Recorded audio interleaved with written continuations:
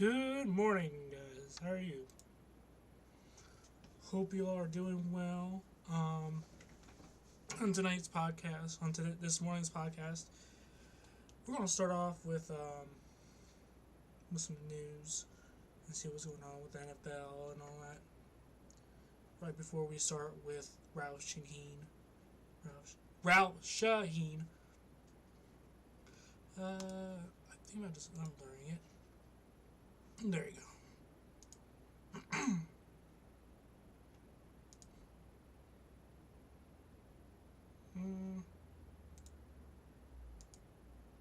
How do I? Mm-hmm.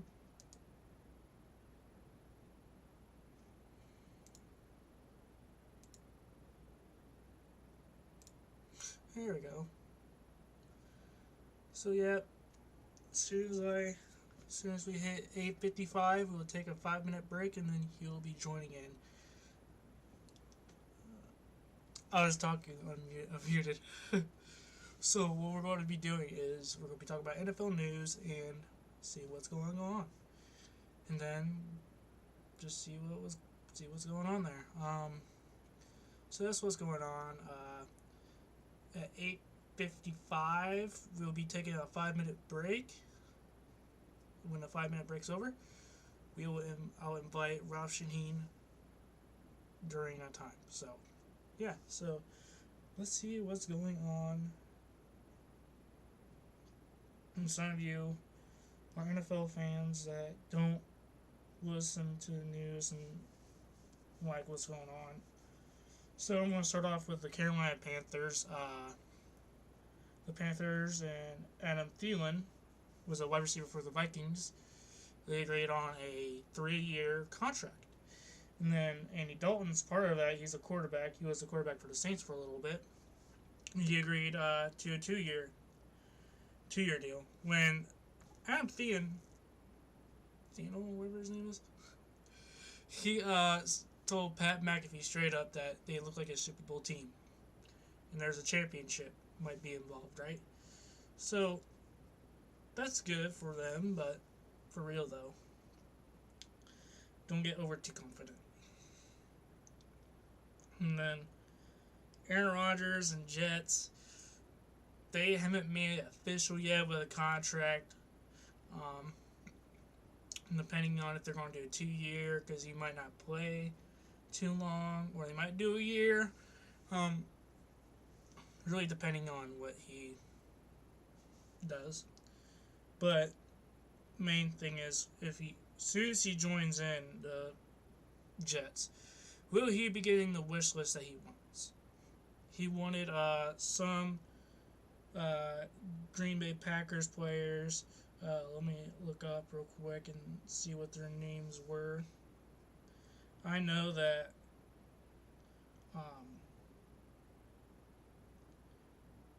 was one of them. Odell Beckham Jr. was.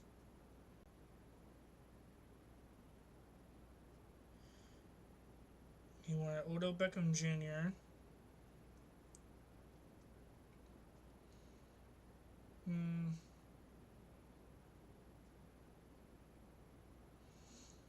It was his idea. He wanted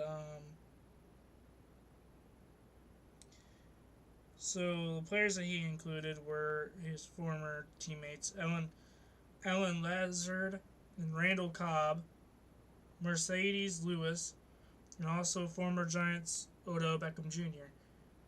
The Jets did agree to a deal with Lazard on Tuesday, so that's pretty good. He got one of the players that he wanted. Now, is Odell Beckham Jr. going to accept this?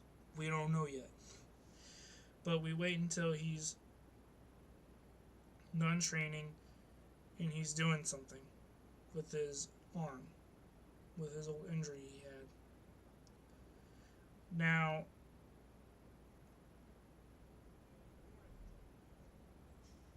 would he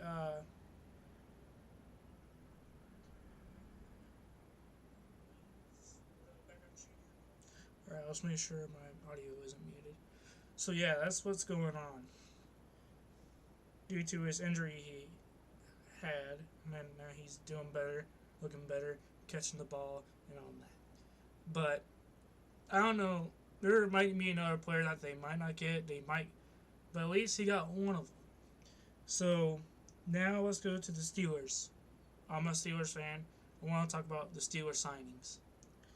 Signing Patrick Peterson, former cornerback for the Vikings. Cole Holcomb, former Washington Commander. Eldon Roberts, Tay Crowder, Isaac Sumalo, former Eagles. They got an Eagles player that went to the Super Bowl, but they didn't win it though. They went to the Super Bowl, which is pretty cool. Then we're going to the Browns signings. Defensive tackle Tristan Hill. Left block Jordan Kanazansky, whatever his name is. Former Steeler and former Titan Joshua Dobbs. He was also a Cleveland Browns player before, and then they traded him to the Titans. Now he's back to the Browns. Cornerback Mike Ford. Tight end Jordan Atkins. Left block Ogbo Ukoronko. Whoa. I don't know these names. And defensive tackle Maurice Hurst. They have Hurst. That's crazy. So yeah. And plus, they got the coin back, Mike Ford. He was on the Kansas City Chiefs. They got a 2-time Super Bowl champion. That's pretty good for them. Now, Patrick Peterson, he's not. No, he's not. He is not a Super Bowl champion. But he did say about the number 7, which is okay by me, but for real though. Don't respect number 7. Well, there was no disrespect there, but for real though. No. Tristan Hill was a pretty good signing by the Browns. Good for them. They're doing smart things. I think they need to start, like, I don't know. They need to focus on their money and all that. And then, who else? Cole Holcomb. That would be a great linebacker for the Steelers. That lineup, though. Hightower and him, and TJ. They're also wanting Bud Dupree back, which Bud Dupree, TJ Watt, and Hightower together, ooh, that would be a great lineup for them if they want to get people sacked and all that. Who else do they want? They put Terrell Emmons on free agency, which is fine. Hey, it's they're doing their business. It's all right. Or say it's Tremaine Edmonds. That would be awesome. They have the brothers together, like TJ and Derek. Didn't hear much about Derek Watt. He doesn't get to play much, but he got his first touchdown a while back. So yeah, that's what I'm proud about. Him getting his first touchdown a while back. I think it was last year or 2 years ago. No, last year, because Kenny Pickett was the one who handed it off to him.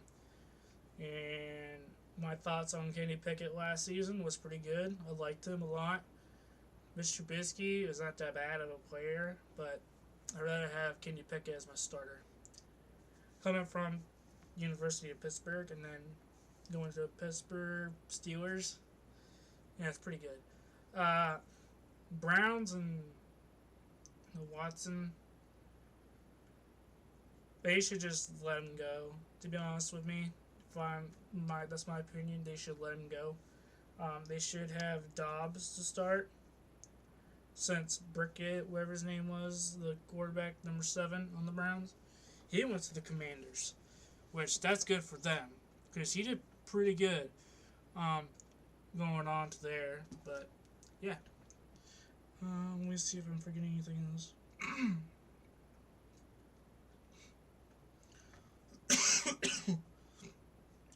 So yeah, that's what I'm honestly thinking is what else can Aaron Rodgers has some pretty good wide receivers, but how can you get players you know that you want that they might not sign, like Odell? There's a possibility. They said a reporter said that he wants to go back. He said that, oh, Odell Browns.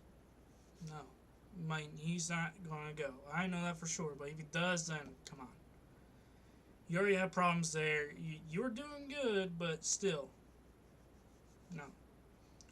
Now, if I was Cleveland, keep Myles Garrett and Nick Chubb. They're their only two star players, and Kareem Hunt. You can't leave Kareem out there, man. Kareem Hunt's probably second, third, no third, because Nick Chubb has faster yardage. Um, yeah, that's what I think. But if you're Nick Chubb right now, I'll still be a little upset that the Browns wants to get rid of you, thinking about getting rid of you. But unless if he says he wants to go, then I hopefully he goes to a good team. He'll still be good. Let's say he goes to the Washington Commanders. He'll still be good. No matter what, he'll still be Nick Chubb. He'll be a beast. And Kareem Hunt's good. They'll have him still, but here's the thing. Nick Chubb, don't get rid of him. Myles Garrett, he's just a scary human being. He knows how to do his work. And so, if I was them, keep Myles Garrett. Keep Myles Garrett. He might take up a lot more. He might take a lot more gap room. Like, I know this is not bad, but still, how his contract is and how the Browns are, yeah, still. Um, yeah, that's what I would do if I was them. Yeah, that's all that's going on. That's all I got. Let me check on some more news real quick. Because I started a little earlier. I was going to start at 35, and I started at 8:30. Time's going slow. NFL news.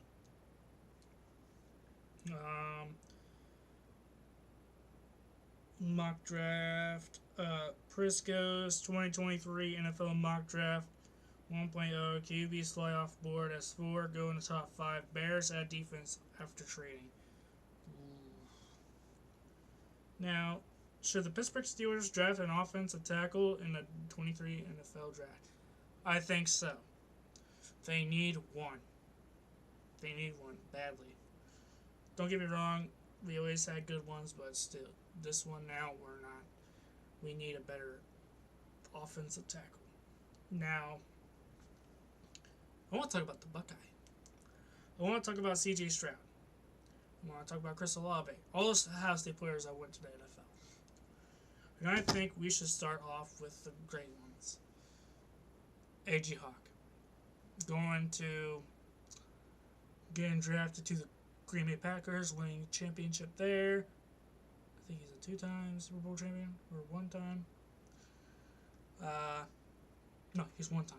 Yeah. And then getting traded to the Cincinnati Bengals. Wearing the same number, 50. His college number is 47, and he went to 50. And then after the Bengals, he was to the Atlanta. No, was that? No, he was traded to. He was at the Green Bay Packers, and then to the Atlanta Falcons, and then to the Cincinnati Bengals. He didn't play for Falcons. He was on the practice squad, and they didn't win.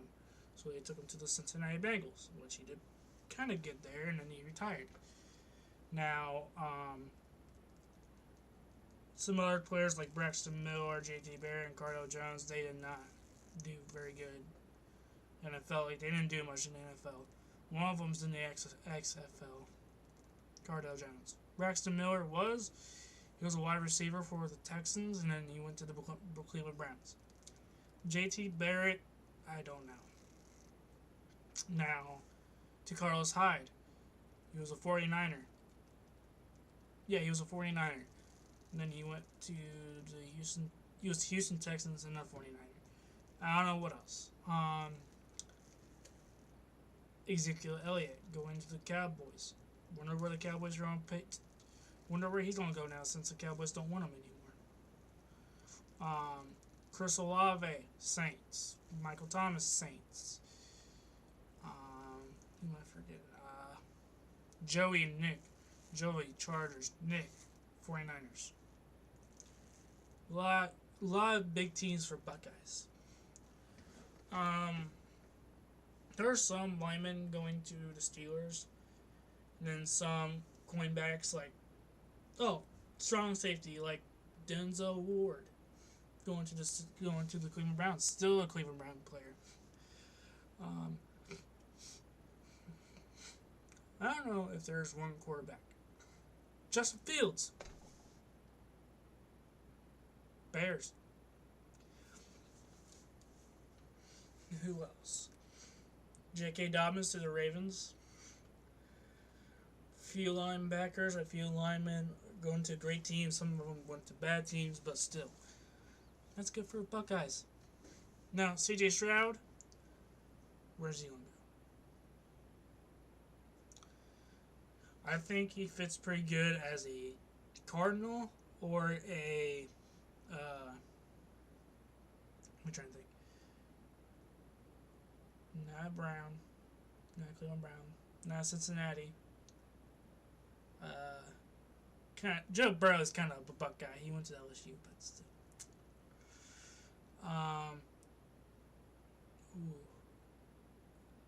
He represents like a Cardinal, and then he is also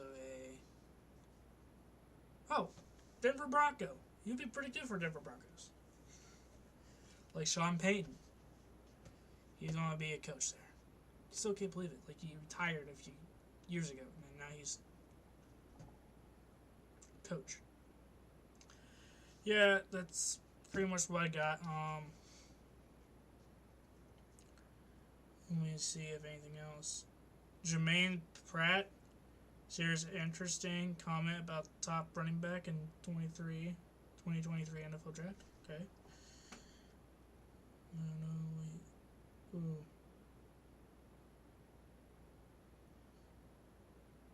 They showed a picture of a Wolverine for a Cowboys mock draft. Ooh. The picture that they're showing of that Wolverine, that player, ooh, he looks pretty good. Yeah, he's a pretty scary dude. Let me see. Eye on a top running back after signing a 3-year deal with a free agency.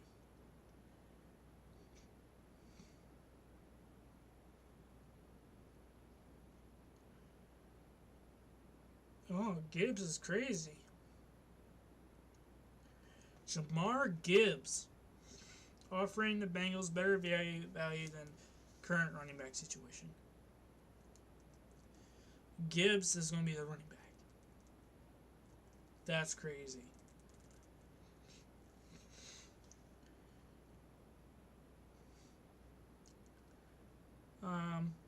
Texans trade for Ravens QB Lamar Jackson as here to Deshaun Watson.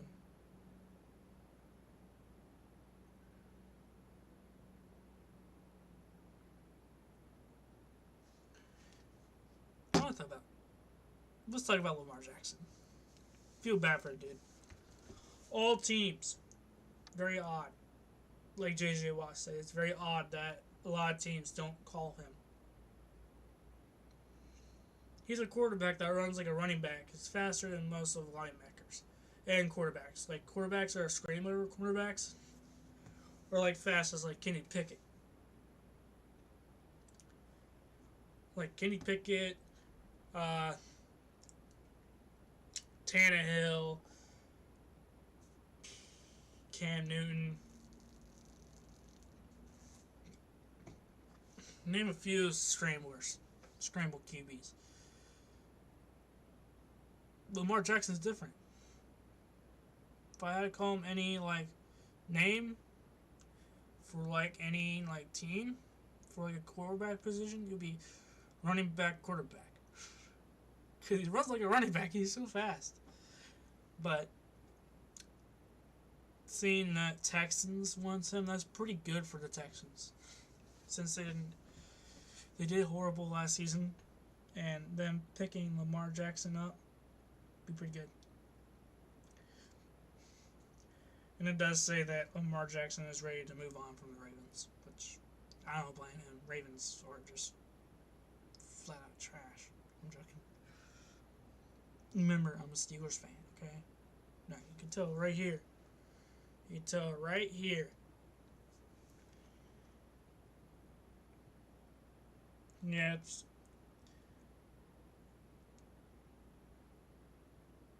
Ben Roethlisberger reveals talks with 49ers about NFL return. Thoughts on Kenny Pickett? No. Stay retired. That's just that's not real. No. Is it though? Oh, sorry. Let me see. Ben Roethlisberger.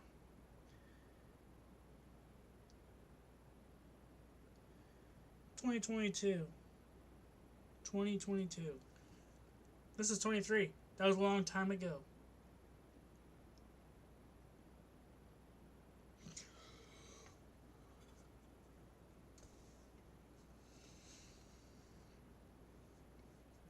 Oh, it was in discussions. Which, what website? Oh, Pro Football Talk. They do way better than TB, whatever it was called. They made it sound like he was going in this year. Like, why? Stay retired. You said you want to stay retired. You can't play, you can't play. Like, there's no other. Tom Brady retiring this year. I'm happy. Thought about coming back. Don't come back. We don't want you back. You gave us enough trouble. Okay? You gave us enough trouble. You didn't win last year's Super Bowl. Nacho year. That's my favorite Dorito brand. That's my favorite Dorito flavor. Nacho year. And yep, it's about almost that time. So I got his email right here. We can invite him. That's 49, that's 50. We will get... I'll get you guys on there. Hold on. Let's get you guys on the intermission screen. So you guys can see Texas Longhorns, okay? Now I'll still talk to you guys. Let me make sure that the screen is blocked off.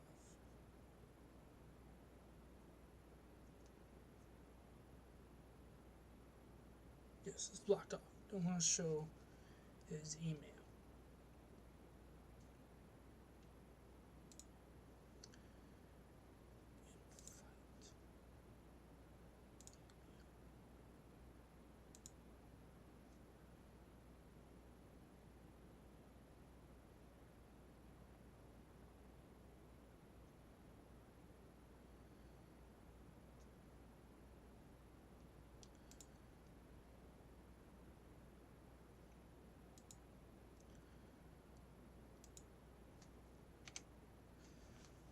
Oh, I'll sign in on Google.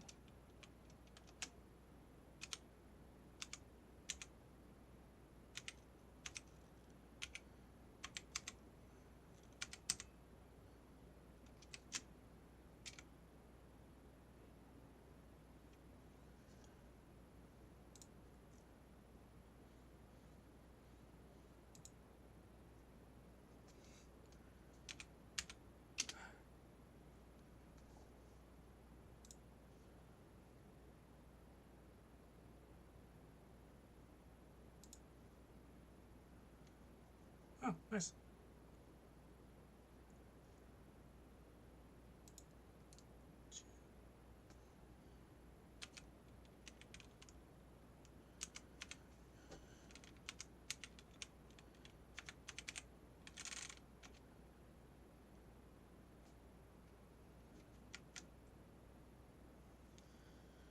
Hold on, guys.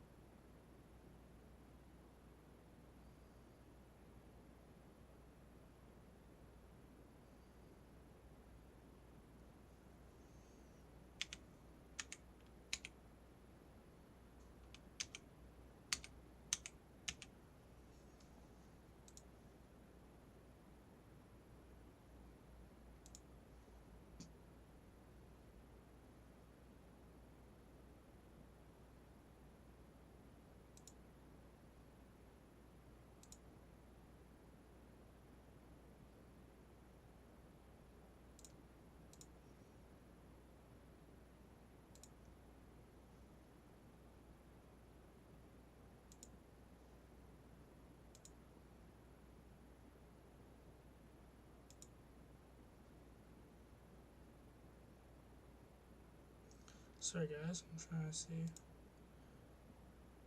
Holy shit.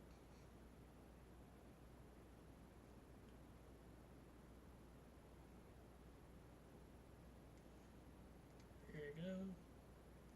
And,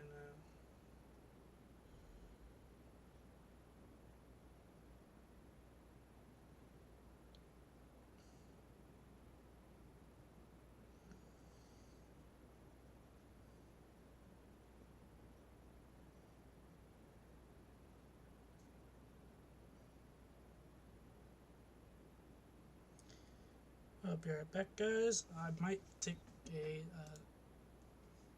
quick break. I'm actually gonna get something to drink real quick. Be right back.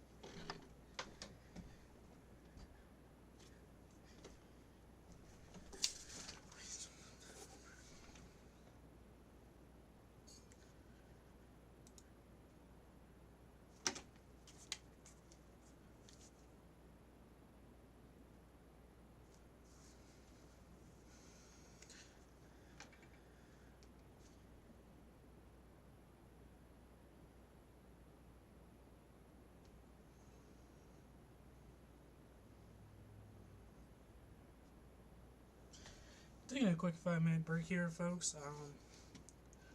Just gonna wait until he shows up. I'm actually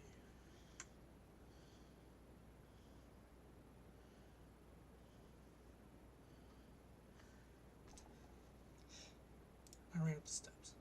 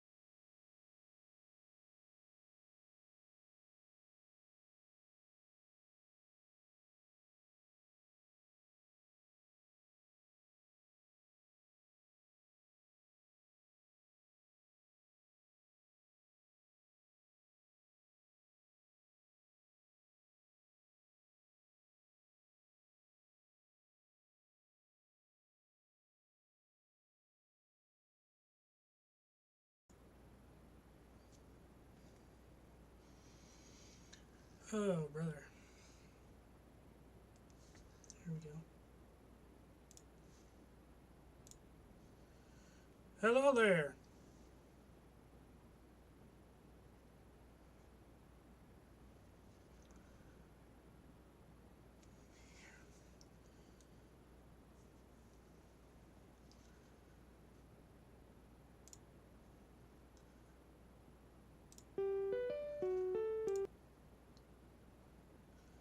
Oh, hold on. I can't hear you real quick. Oh, hold on. I can't hear you real quick. There we go. Can you hear me? I can't hear you. Let me see.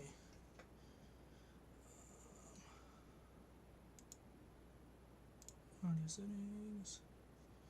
Microphone. What's going on here?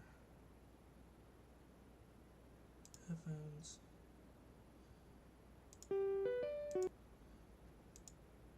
Testing, testing. Why is it not working?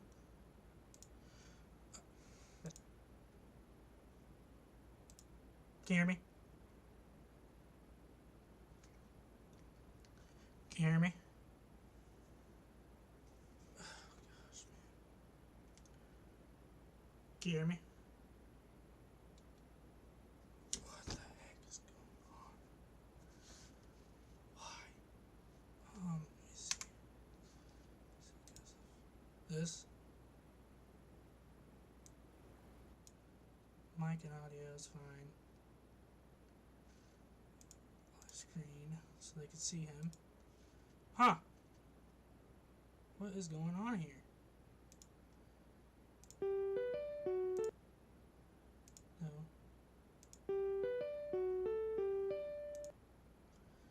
Huh? Why is it not working? Huh? Why is it not working?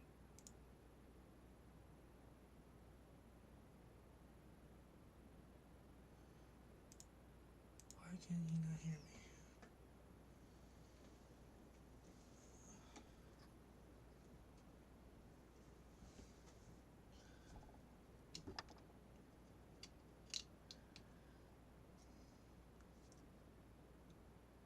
Achilles tested the mic. Why is it not working? I don't.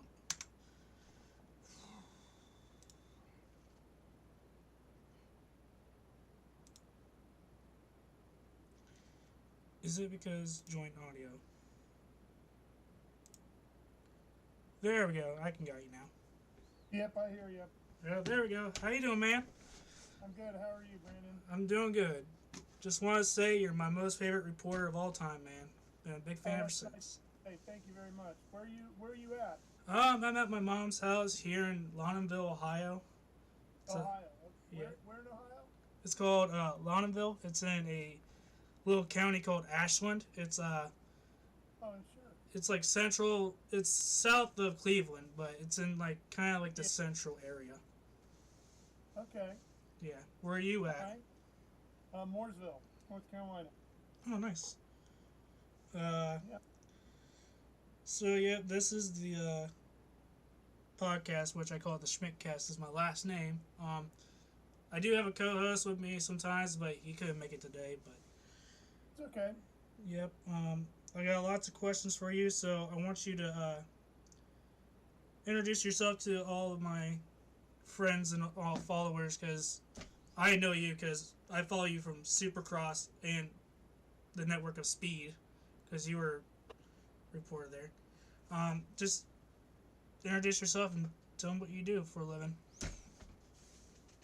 Hey, well, hi everybody. Ralph Sheheen here. Been broadcasting motorsports on national television for 35 years now, and literally anything with two and four wheels, from swamp buggies to Formula One and trials competition to Supercross around the world. So hopefully you've seen me somewhere.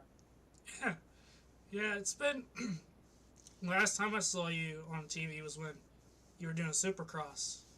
You were always with Ricky Carmichael, man. Like, I think the first time I saw you, I think I was at least. When did you start Supercross? Well, let's see, 1988. Okay, yeah, I The was. first one was Tampa Supercross, back when it was the Coors Extra Gold Championship, and it was on ESPN, and it was taped. It wasn't even live. Wow, yeah, I was born in 2002, and Yeah, ever so you since, probably that one. ever since I was a little kid, you're always on TV. I'm 20 now. Yeah, so for you, it would have started up in 2006, Yeah, when actually 2005, when Speed Channel got the rights to Supercross. We started doing the Monster Energy Supercross Championship. We did the first two races every year were held in Canada, one in Toronto yeah, and one in Vancouver. And they were always in December, so it would have been December of 2005, rolled right into the full season, kicking off in Anaheim in January of 2006. yeah, And so I did 13 years of that on Speed Channel and Fox. 12 of those 13 years were with Jeff Emig. yeah. The first year was with Denny Stevenson, and then it shifted to NBC after those 13 years with Fox and Speed, and I did 2 years on NBC with Ricky. Oh wow, yeah. Um, Now we do World Supercross, which is even better. yeah. When you have you been watching the Supercross season at all this year? Yeah, I pay attention to it, of course, certainly, because a lot of those guys we're going to see with the World Supercross Championship Mm-hmm. kicking off in July in Birmingham, England on Fox Sports 1. Yeah, Eli Tomac has been an absolute beast this year. It's sad He that he has lost it. years now, hasn't he? I mean, he's Yeah, going back to when he came up into the 250s. I mean, he was just, you could see it right away. yeah, He was different, and he was going to make an impact. yeah. When he And the number about Eli that always stood out to me was that one night in Daytona where we got him going down.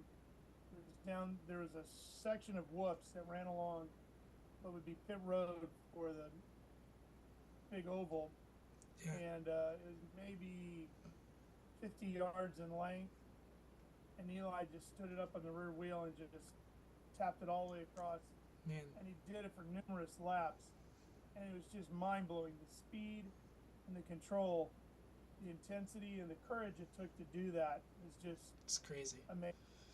Yeah, it's like looking back at that now. He's 7-time Daytona winner now, and that's Yeah, like, I mean, dang.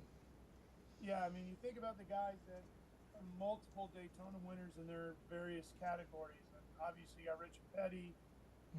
Earnhardt didn't win 7 Daytona 500s, but he won a lot of races at Daytona. Yeah, They won the 500 once, which I happen to be on that broadcast team. You got Hurley Haywood, won 5 24 hours. You've got Scott Russell, won 5 Daytona 200s, which I got to call, I think, all of those. And then you got Eli here with 7 Daytona Supercross races, which is just remarkable. yeah. And plus, when he got back, when the season started, when we were seeing something different about Eli, is that I could tell he was a lot more comfortable on a Yamaha than he was.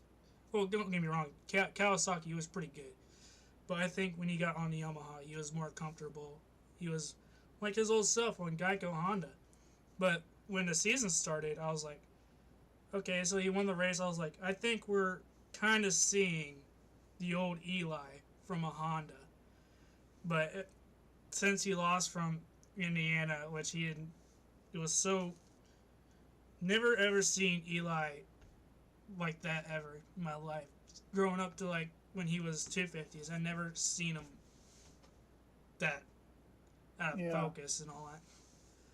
Yeah, I think with Supercross, one of the things that makes it so great is that the bikes are all so close. Yes, a rider might be more comfortable on one brand than another Mm-hmm. because at that level they look for little things that the average guy wouldn't even notice. Um, but the bikes are so close generally Mm-hmm. that it comes down to the rider making the difference. And Yeah. how much longer is he willing to hold that throttle open or go a little bit deeper into the corner, get out of the corner a little bit quicker, or whatever it might be. So, I mean, as you pointed out, Eli's won on multiple brands now. Yeah. And I think you could put him on just about anything and he would win. Yeah. What are your thoughts on Hayden Deacon? Dude, he's been doing pretty well. I'm pretty impressed by him. I'm pretty happy for him. Yeah, I'm very impressed with Brian Deegan, Yeah. actually, in how Brian is bringing his kids up. Yeah. Same thing with Haley. I mean, I think Brian's doing a really good job of not just shoving these kids out there and saying, go, you can do this, go right into moto at the highest level and see what you can do, or throw Haley right into the trucks. They Mm-hmm. started off by bringing Haley up at the very bottom, easing her way in and not rushing her through a specific series, giving her a couple of years in NASCAR series out west, let her figure that stuff out, and you can see the progression she made. Yeah. I got to call a few of those races while she was out there, and at first she was figuring it out, and then all of a sudden she's into the top 10, and then next thing you know, she's in the top 5, and then Yeah. fighting for wins, and then winning, and then moving on after that. And it's been the same thing with her brother, and now you can see he's at the point where he's ready to get in there, get the elbows up, and mix it up for wins, and he's doing that. Yeah. So they'll run the course properly through the 250s before we see him on the big bikes. Yeah.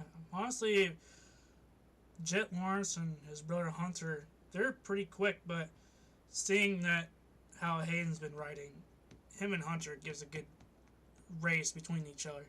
But honestly, I cannot wait till motocross, outdoor motocross comes in to see, since he's going so fast around those tracks of Supercross. I think that he's built more for motocross because of his speed.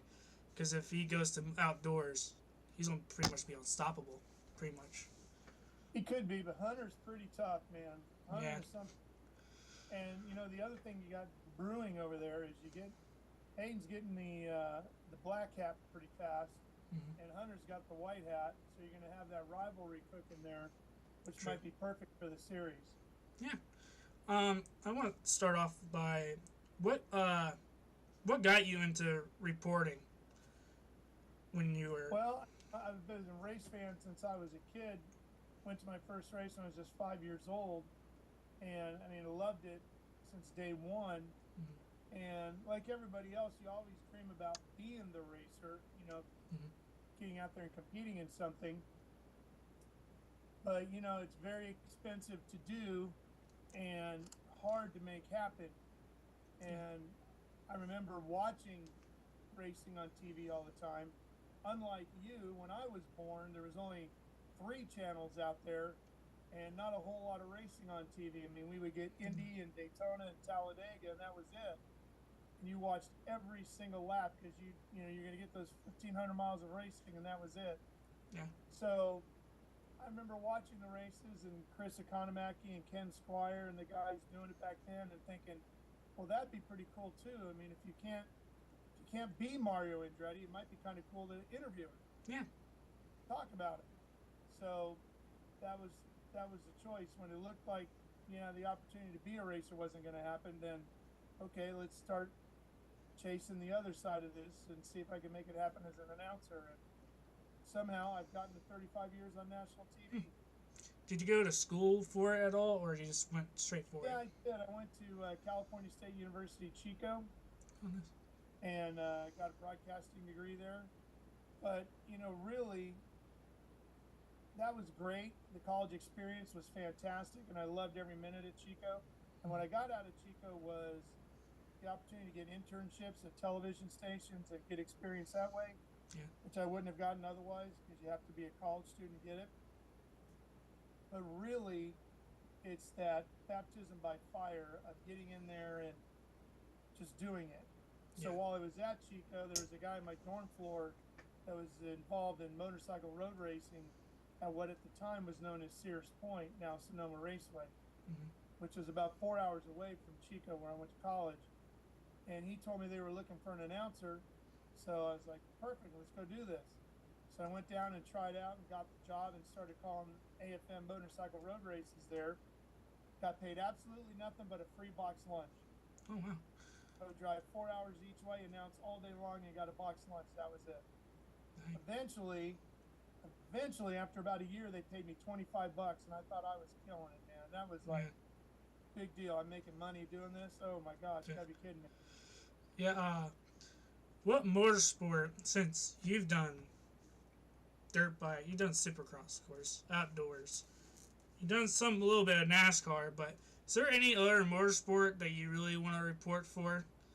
And what sport would that be?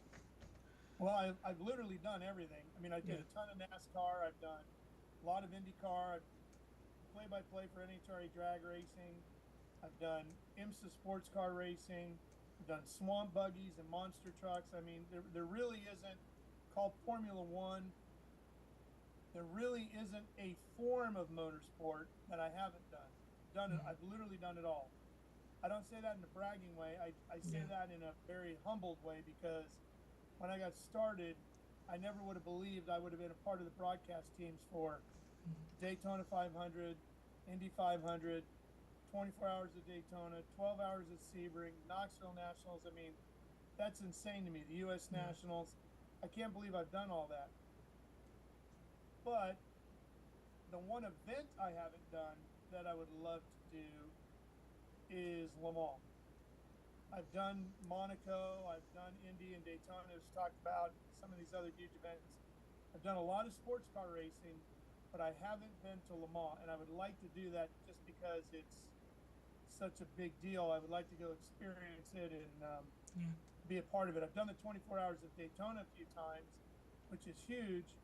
And in the sports car world, it's number 2 event to Le Mans, and I've done Sebring, which would be number 3. So I'd like to do the biggest one and do Le Mans. Yeah, I haven't. I think the last race I went to, I was actually the first ever race. I was wee little, and I met Ricky Carmichael. He was racing some of these I forget what kind of race. I have a poster somewhere around this house. He signed it for my brother and I, but that was the last race I went to. And then last year I went to Indianapolis Motor Speedway for the road course for NASCAR Cup Series, and I got to. I really didn't get to experience the whole thing, like going to the oval, which I really wanted to have the experience. But it's like any track you go to, you get to experience, and I really loved that. But as I thought about it, the reason why I started this podcast was to learn how to talk to other people and how to interact with other people. And I think that since I've been watching you ever since growing up, it actually helped me start this podcast. Oh, that's great. Thank you. Yeah. It's amazing. It's a perfect example of the things you don't think about when you're doing this. You're talking into that camera, and you can't see anybody but the guy who's standing behind the camera. Yeah. You don't realize the millions of people that are behind it. You know they're out there, but you don't have any interaction with them. So it's very different when you're doing PA announcing at a racetrack. Yeah. You get an instant response. You say something and you can hear the crowd cheer or boo or sigh or whatever. In fact, I'll never forget, I was working the PA with Dave Calabro at the Indianapolis Motor Speedway doing the Indy 500 one year, and Marco Andretti crashed into turn 1, and I said, "Oh, Marco Andretti into the wall at turn 1." And you hear 400,000 people all gasp at one time. I was like blown away by that. It wasn't the fact that they were shocked that Marco had crashed, which was a bummer. Mm-hmm. It was to hear 400,000 people at one time do the same thing and hear it drown out the race cars. Yeah. That was amazing. The power of the microphone at that moment. So it's been incredible to have people come up to me over time and say, "Man, I've been listening to you since I was a kid," or "You're the reason why I got into announcing," or whatever it might be. Mm-hmm. That's really warms the heart, if you will, to hear that, to know that you had a positive impact on somebody in their passion for racing and or broadcasting. Yeah, my dad has told me like a month ago. My little cousin, I did not know this. He's been watching my videos of like me playing games or something like that. He's like, "Hey, your little cousin. He looks up to you." I was like, "Of course, that's pretty cool." But I don't know if he's allowed to watch my stuff because I'm not very clean. But when you were since you're a reporter, did you interview like drivers and all that, like what Jamie Little does?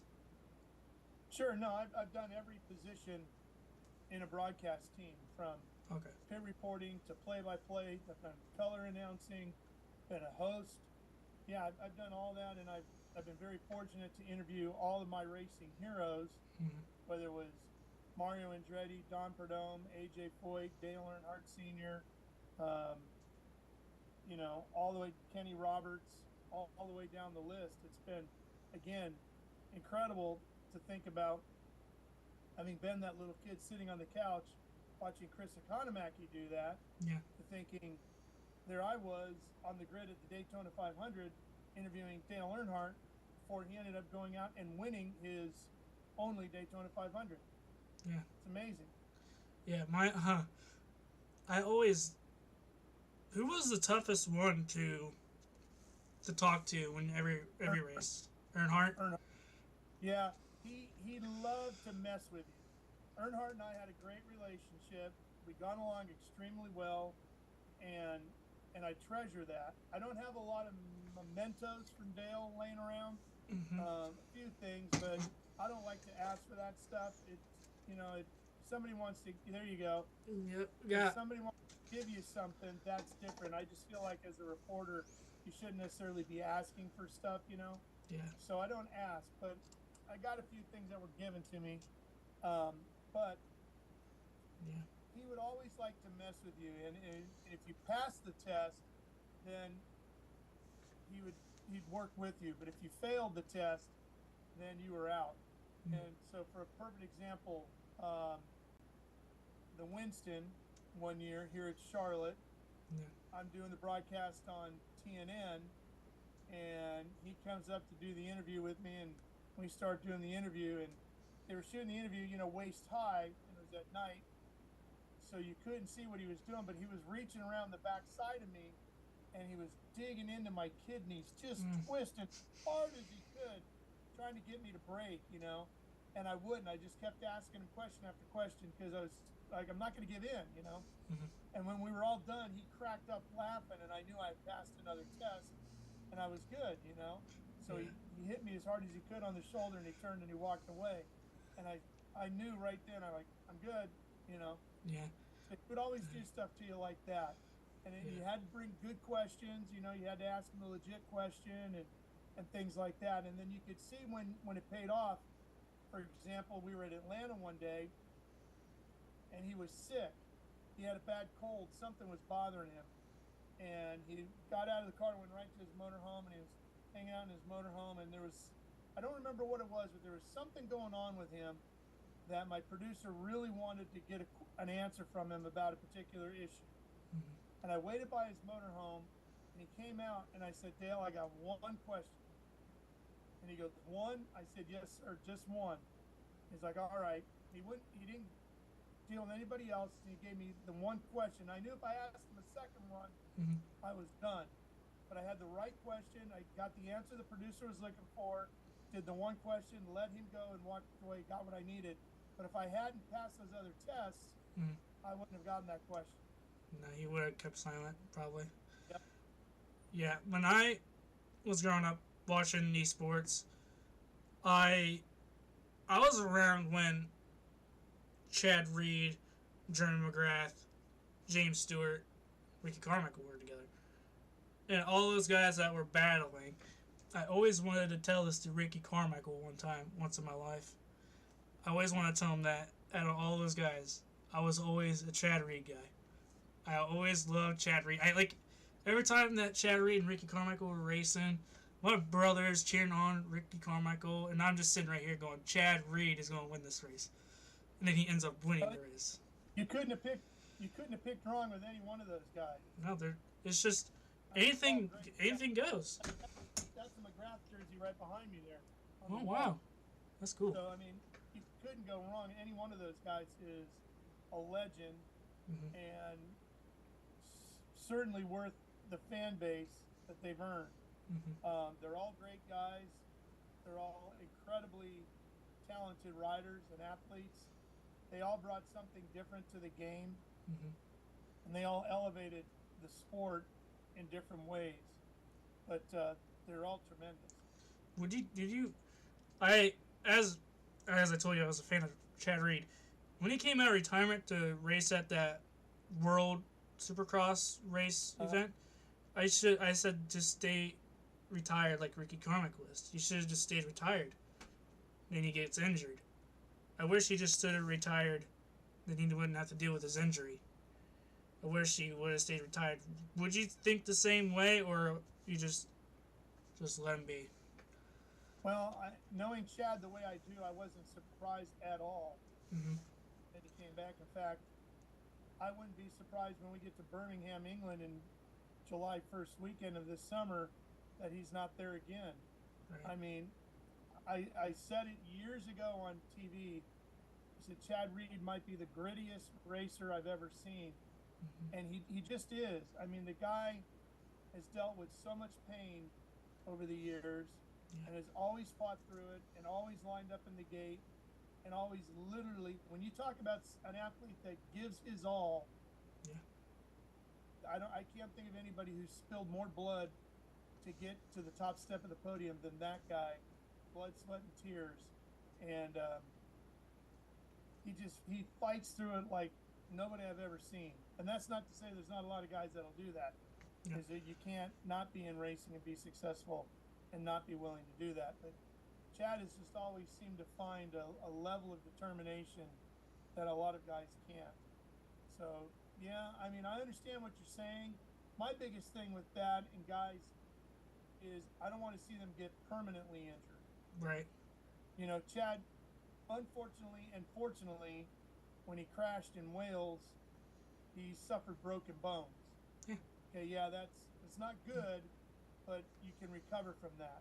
Right. What you fear is a guy crashing and getting injured to a point where they can't recover from it, whether it's some sort of paralysis or worse.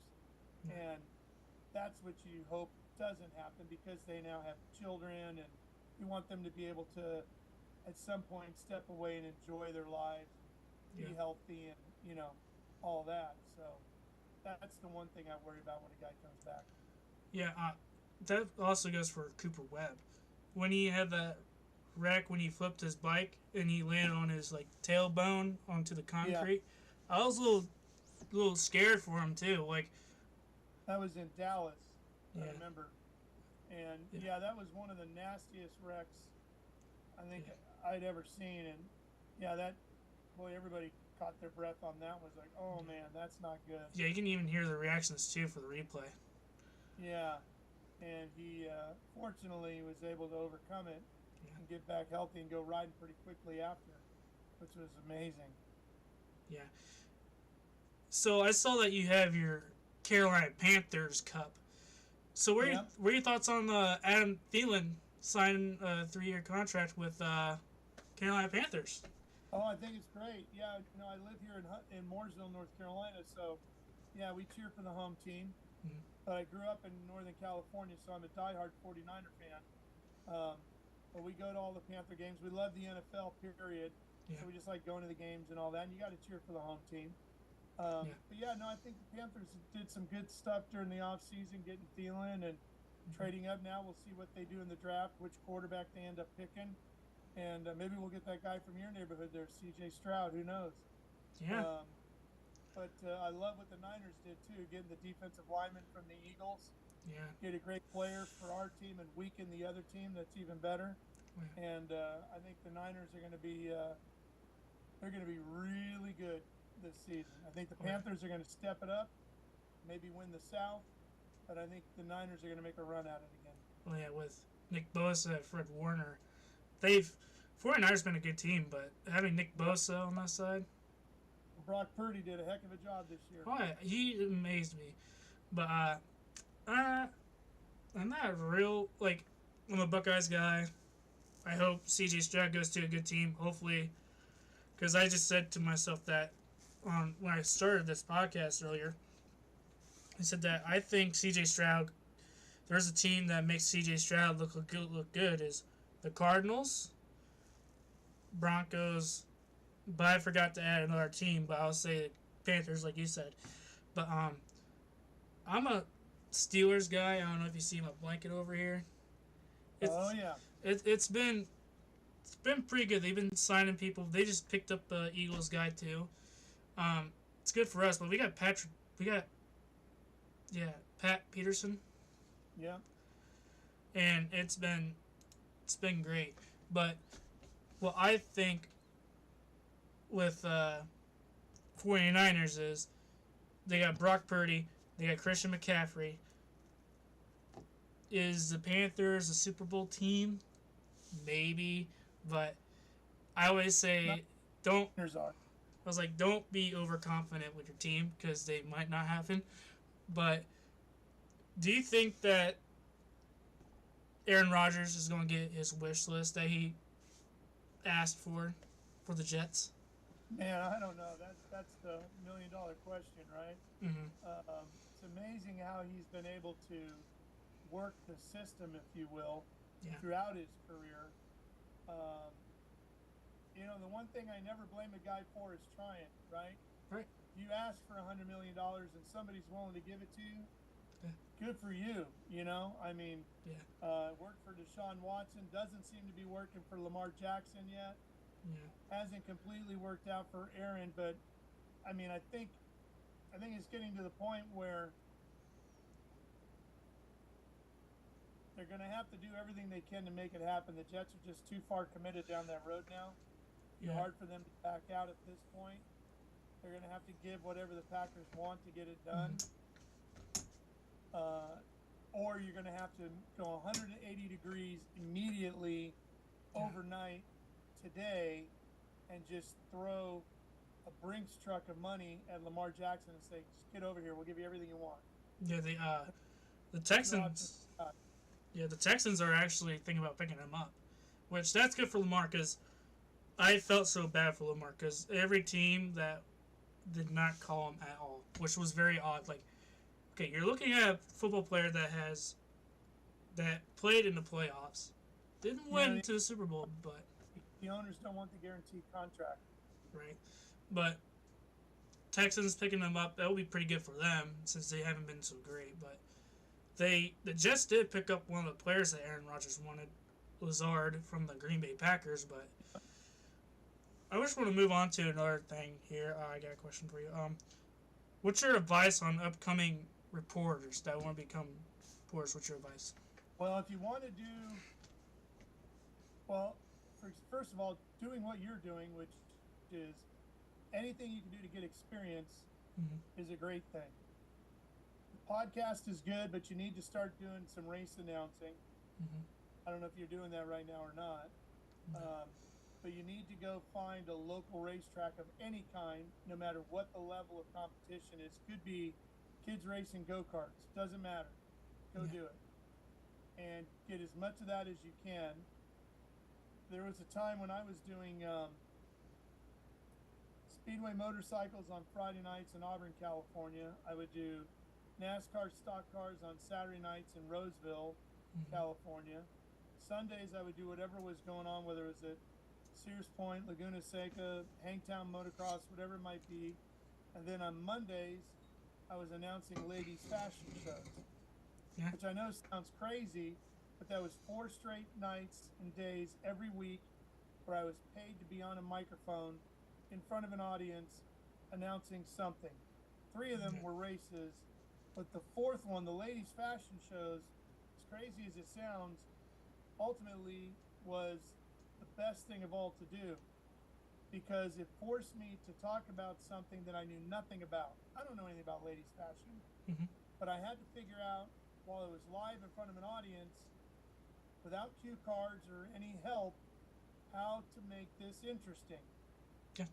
So I would tell you if you want to do racing, you need to go do volleyball, go do tennis, go do boxing, go do whatever you can because it's going to force you out of your comfort zone. You know racing, you know moto, so go do a basketball game, maybe an 8th grade basketball game, even worse, right? Yeah. Because you really don't know the players. They're not going to give you a lot of information, but you've got to make it interesting. So that experience of figuring out how to do that will help you whenever you are doing a race. If you're doing Red Bud sometime down the road, you know those guys, you know that sport, but having that experience of being uncomfortable will help you to talk about something that you know, especially when you're doing that event and there's a big crash or there's weather and all of a sudden there's a big delay and you've got to fill time. Now you'll know how to tap dance and get through it. Yep. And I also got one of my friends asked this question for you. Your taste in music. Hard rock and heavy metal. Oh. I'm a old school country and rock and roll metal guy too. I like old school rock. Old school country is more like Waylon and Willie and the guys. But yeah, I also have another one. You said Mario was your favorite racer growing up too. Yeah, Mario. Well, I grew up in the era where my heroes were Mario, AJ, Richard Petty, and Don Perdome. Yeah. The different genres, you know. Yeah. What's your let's go back to Supercross. What's your prediction for the season? Since Whoever stays healthy. whoever stays healthy. Yeah. Motocross and Supercross is exactly like the NFL. Yeah. You got to stay healthy. So the 49ers get all the way to the NFC Championship game. Brock Purdy gets hurt on second series of the game. We're done. That's it. Season's over. You bring in the backup. He got hurt. You're done. I mean, you got nobody left. If you don't have the starting quarterback that's any good, what are you going to do? Right? It's the same thing in motocross and supercross. They're all fast. They all are in great physical condition. They all have good teams. They all know how to win or they wouldn't be in the gate. Now the only question is who stays healthy. And as we talked about earlier, as you go back through time, you can look at all these guys. You talked about Cooper having his big crash at Dallas. Ruins your championship. So they're about halfway through the season this year. A lot of racing yet to go and a lot of opportunity to get hurt. And what's tough about Supercross and motocross is they have to train as hard as they race. So when they go ride a practice track, they're riding at race pace, and it's very easy to make a mistake and crash, and there's no soft way of crashing off of a dirt bike. Yeah, everything's hard packed and ruts. Yeah, protection. I mean, they're just wearing a paper thin jersey. You know, I mean, it's easy to break a bone, twist something up, get hurt, and then all of a sudden you're out for 2 rounds of racing. You're not as good. There go the points. Yeah. What are your thoughts on Ken Roxon when you guys first win in Indiana? Example of a guy who you got to be healthy all the way through. Yeah. The 2 arm injuries that he suffered probably cost him 2 championships or more. Because both years that he hurt his arm, he was a preseason favorite to win the title that year, and was extremely quick going into before those injuries happened. And then the recovery period from those injuries, you got to figure if he'd have been healthy like he was before the injuries, that guy certainly had the speed and the skill set to win 3 or 4 titles easy. Yeah. What's your go-to favorite movie of all time? Oh boy, that's a tough one. Well, let's break that down into 2 different categories. So if I was just to pick a movie, I'd probably pick a good comedy just to laugh, get a good laugh out of it. Yeah. So probably Caddyshack or Animal House, something like that. Yeah. But if we're going to pick an all-time favorite racing movie, then I'd probably pick maybe Le Mans, because the start of that, the Steve McQueen movie, Mm-hmm. the start of that movie, have you ever watched it? No. Man, the opening scenes in that movie are just incredible, where they capture the start of the race and everything. Yeah.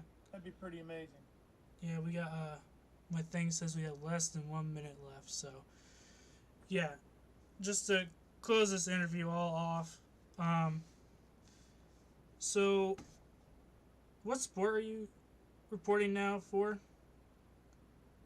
Well, I got a full plate of races to do this year. I got American Flat Track. We've got the ASA series. Yeah. We've got World Supercross. And of course, I own Speed Sport, and we're coming out with our own television network, Speed Sport 1, which should be starting up around May. Nice. Well, it was very nice talking to you, sir. Thank you so much for coming. It was absolute dream of mine having you on here. Gosh dang it!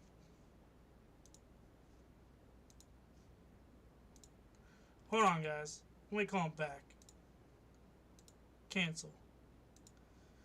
Let's call him back. That's just bullshit. That does that. Join computer. Invite.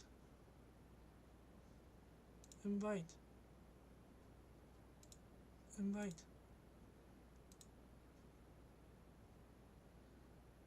There we go. I'll just invite him again.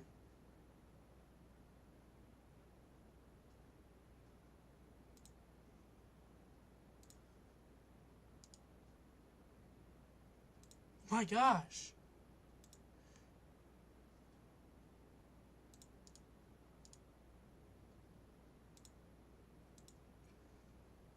Send email. Invite. Raise caster. So we can get more in here. Send.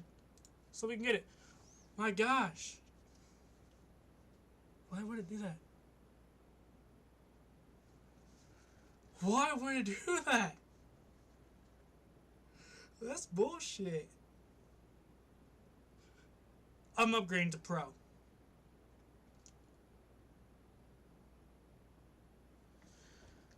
He said thanks, Brian. Sorry about that.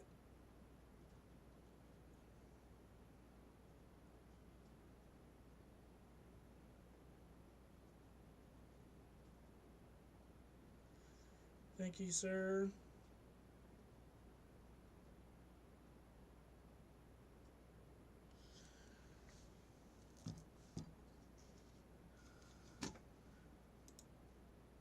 That's just bullshit, bro.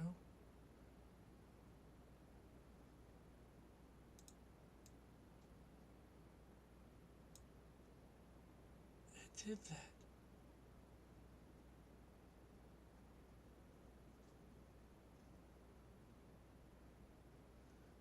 I can't believe it did that.